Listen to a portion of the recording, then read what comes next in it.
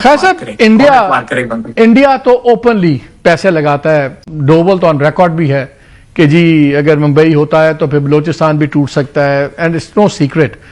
मतलब भारत के defence budget के अंदर अफगानिस्तान का बजट होना क्या सिग्निफाई करता है? डिफेंस बजट के अंदर अफगानिस्तान के लिए आपने राजन जो उसका हिस्सा बना दिए। कोई पूछने वाला है उनको भारत में कि भारत में गुर्बत कितनी है? लेकिन कहा जाता है कि इंडिया के अलावा मिडल ईस्ट रीजन के भी कुछ एक दो दोस्त हमारे या ममालिक वो भी इन चीज़ों में इन्वॉल्व हैं। वो उधर से टीटीपी, टीटीए और बलोच को उनके जरिए कर रहे हैं। आप किन के जरिए करेंगे? बीएलए यूनिट के पास कम से कम 3 कैमरास, एक सैटेलाइट टर्मिनल, एक सैटेलाइट फोन और थ्राया सोलर पावर्ड बैकअप मौजूद था।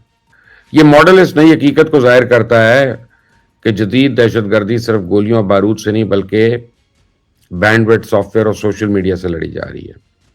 अब ये जंग सिर्फ सरहदों पे नहीं है बल्कि कैमरों पे भी है, क्लाउड पे भी है। इसी रियासत को तो सबसे पहले इन दहशतगर्दों के बयानिए को तोड़ना होगा।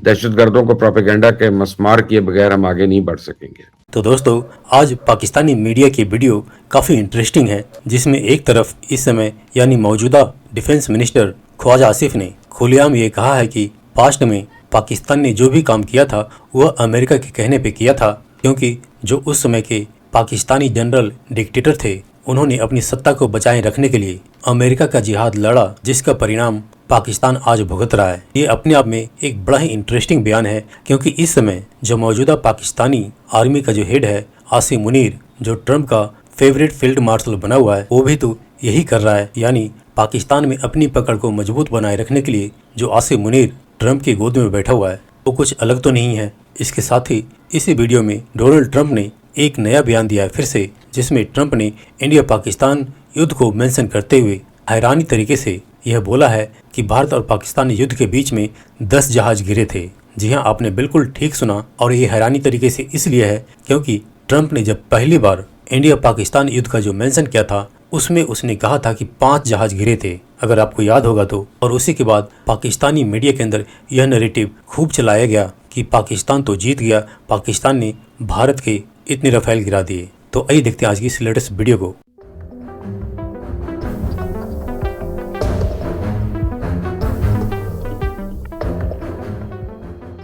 तार साहब, सबसे पहले तो आपको मैंने ख्वाजा आसिफ साहब की एक वीडियो सुनवानी है। मजहब की सामने उन 2 जंगों में कोई इस्लाम के लिए या मजहब की मोहब्बत के लिए शिरकत नहीं की थी। दोनों डिक्टेटरों को लेजिटिमेसी चाहिए थी और एक सुपर पावर की जो है तायीद चाहिए थी, इसलिए हमने की थी। One should be very clear about it कि वो जहाद था, कोई जहाद वगैरह नहीं था। वो एक सुपर पावर की जंग थी, उसके लिए हमने अपना करिकुलम चेंज कर दिया। आज तक वो करिकुलम दोबारा नहीं हम बहाल कर सके जो आपने, मैंने और यहाँ पे बहुत से लोगों ने 60 की और 70 की दहाई में पढ़ा। सामने उन 2 जंगों में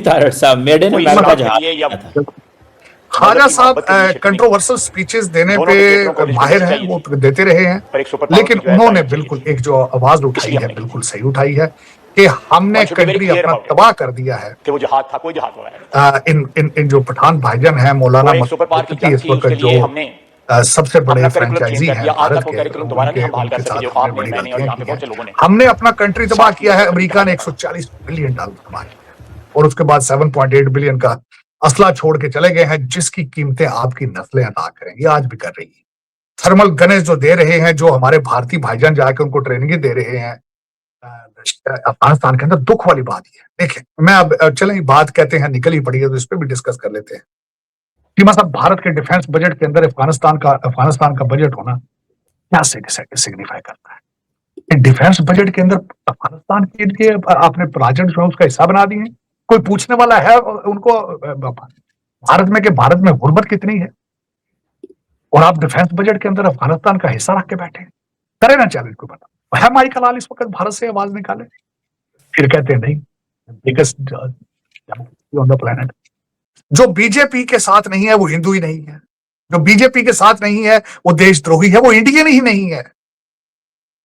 माइनॉरिटीज को तो छोड़ दें, माइनॉरिटीज को तो कहते हैं ना कि निकालो यहां से, इनको निकालो यहां से, या घर वापसी कर लो, हिंदू बन जाओ, या यहां से दफा होकर पाकिस्तान चले जाओ।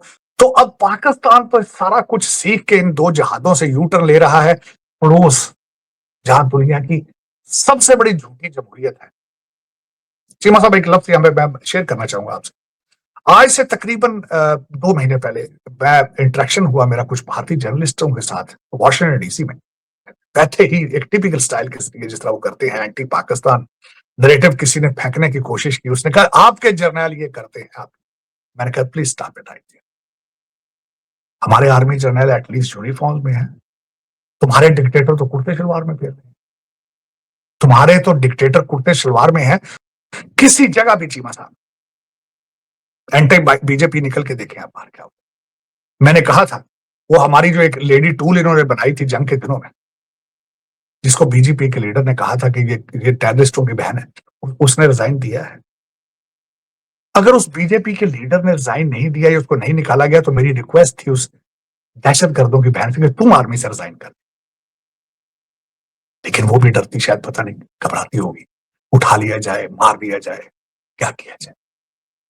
तो चीमा साहब, डिक्टेटरशिप जर्नल ही नहीं, डिक्टेटरशिप पुतिन आर्मी जर्नल ही में तो किया था। लेकिन मोदी साहब तो क्या खूबसूरती के साथ, ना रा का हिस्सा रहे हैं, ना मोदी साहब केजीबी टाइप सेल किसी एजेंसी का रहे, लेकिन बड़ी खूबसूरती के साथ एक रिलीजन को यूज करके हिटलर स्टाइल जो उन्होंने गवर्नमेंट बना दी है भारत के अंदर, उसको गिराने के कोई इम्कान नहीं, गिरने के कोई इम्कान नहीं।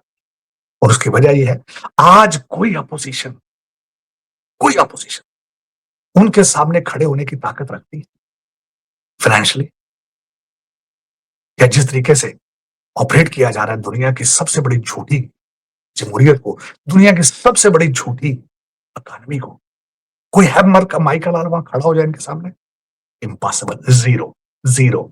देखिए हम आने वाले दिन क्या लेकर आते हैं। लेकिन चीमा साहब, आपके रीजन के अंदर जिस तरीके से पाकिस्तान को दहशतगर्दी का सामना है, इस्लामाबाद और बलूचिस्तान, सारा बलूचिस्तान में तो इसका क्लैरिफाइड है कि भारत सारा उसमें इन्वॉल्व है, क्योंकि सारे ये उन्हीं के बच्चे हैं और इस वक्त तालिबान जो है वो भी उन्हीं के बच्चे हैं। डॉलर वहां खुले लग रहे हैं, चलाए जा रहे हैं। दुख के साथ कहूंगा, दुख के साथ। एक बार फिर डोनाल्ड ट्रंप का कहना है कि जी उन्होंने तैयारे जो गिरे, यानी जो जहाज गिराए गए, जो फाइटर जेट गिराए गए, हिंदुस्तान और पाकिस्तान के बीच में जो क्लैशेस हुए थे उसमें उनकी तादाद जो है डोनाल्ड ट्रंप ने एक बार फिर बढ़ा दी है। जी हाँ, अब डोनाल्ड ट्रंप का कहना यह है कि जी तकरीबन 10 के करीब जहाज जो थे वो गिराए गए। अब यकीनन पाकिस्तान के प्राइम मिनिस्टर हो या पाकिस्तान की मिलिट्री एस्टेब्लिशमेंट भी हैरान होगी और उसको भी अब अपने नंबर जो है वो यकीनन आगे पीछे करने पड़ेंगे, इसलिए कि अब डोनाल्ड ट्रंप ने दावा किया है, उनका क्लेम यह है कि तकरीबन 10 के करीब फाइटर जेट गिरे। लेकिन बहरहाल ट्रंपू चाचा जो है वो जहाज गिराते जा रहे हैं और यकीनन पाकिस्तान से कोई बड़ा जरूरी काम है उनको, और शायद ट्रंप इसी का फायदा उठाने के लिए या ट्रंप इसी चीज को आगे लेकर जाने के लिए बार बार ना सिर्फ ये कि पाकिस्तान की वाह वाह कर रहे हैं, बल्कि हर 2 दिन के बाद 2 जहाज और गिरा देते हैं।